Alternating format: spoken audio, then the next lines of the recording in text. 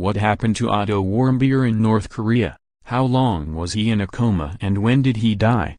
Otto Warmbier was a U.S. student who made headlines around the world after a tragic trip to North Korea in 2016. Here in #X27:S what you need to know about the 22-year-old and how he tragically lost his life. Otto Warmbier was a student at the University of Virginia when he visited Pyongyang on his way to Hong Kong where he was going to study. But North Korean authorities accused him of committing a hostile act against the country by stealing a propaganda poster from his hotel. He was arrested at the airport while trying to leave in January 2016. After appearing in a televised show trial he gave a tearful press conference where he confessed and begged for forgiveness. But his pleas fell on deaf ears and he was sentenced to 15 years of hard labor in March 2016. From that day nothing was heard from him for more than 15 months until he was returned to the U.S. in a vegetative state. North Korea said Warmbier went into a coma after contracting botulism and taking a sleeping pill.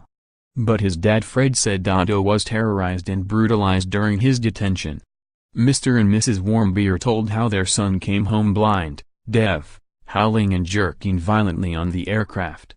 Doctors in Cincinnati said they found no active sign of botulism or evidence of beatings.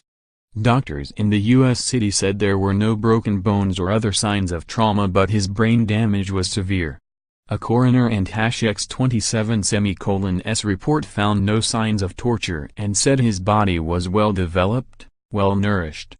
Otto Warmbier was suddenly and unexpectedly released by North Korea in June 2017.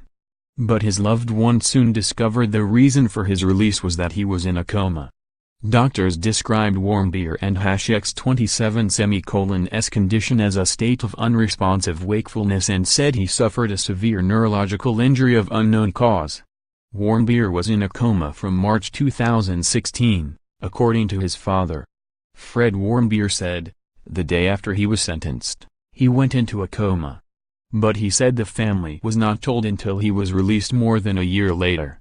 It is our sad duty to report that our son, Otto Warmbier, has completed his journey home.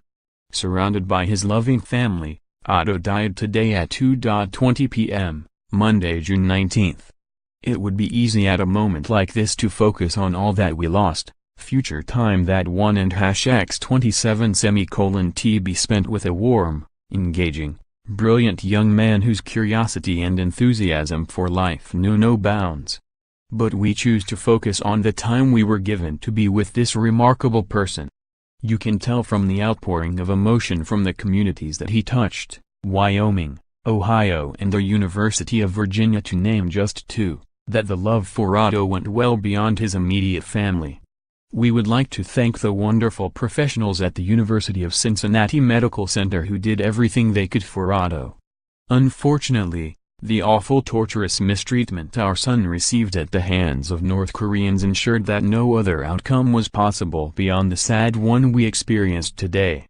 When Otto returned to Cincinnati late on June 13, he was unable to speak, unable to see and unable to react to verbal commands. He looked very uncomfortable, almost anguished. Otto Warmbier died on Monday, June 19. They did not cite a specific cause of death, but said the student had completed his journey home. Days before, doctors said he had suffered extensive loss of brain tissue and profound weakness and contraction of his muscles, arms and legs. His eyes opened and blinked but without any sign that he understood verbal commands or his surroundings. Unresponsive wakefulness is a new medical term for persistent vegetative state. Patients in this condition who have survived a coma can open their eyes, but they do not respond to commands. People can live in a state of unresponsive wakefulness for many years with the chances of recovery dependent on the extent of the brain injury. Otto Warmbier's death could remain a mystery after his family declined to have a post-mortem carried out on their son. His family have refused to allow the U.S. coroner to conduct a full internal examination. Dozens of tearful friends and family of the U.S. student gathered for his funeral on June 22. He was laid to rest at Oak Hill Cemetery in Cincinnati, Ohio, after he died in hospital on 3 days before. Speaking outside the memorial at Wyoming High School, the Republican Senator Rob Portman said Otto was an amazing young man, adding that North Korea must be held accountable. President Trump blasted the brutal North Korean regime after news broke of Otto and X-27's death. He also used his first speech to the UN General Assembly to launch a scathing attack on Kim Jong-un and X-27's depraved dictatorship, and mentioned its treatment of Otto Warmbier.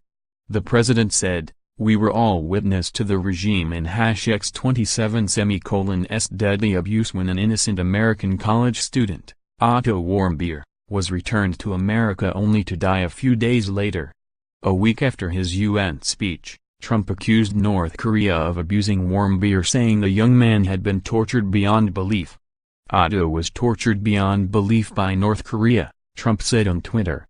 In June 2018, Trump again referred to Warmbier to say his death was not in vain. He paid tribute to the tragic student after a successful press conference with Kim Jong-un, saying, "Otto Warmbier is a very special person and he will be for a long time in my life. His parents are good friends of mine. I think without Otto, this would not have happened." Calling Warmbier's death terrible and brutal, Trump said his experience forced people to focus on what was going on, including North Korea. "I really think that Otto is someone who did not die in vain. I told this to his parents. Special young men and special parents," Trump said. "He had a lot to do with us being here today." You can WhatsApp us on 0781079150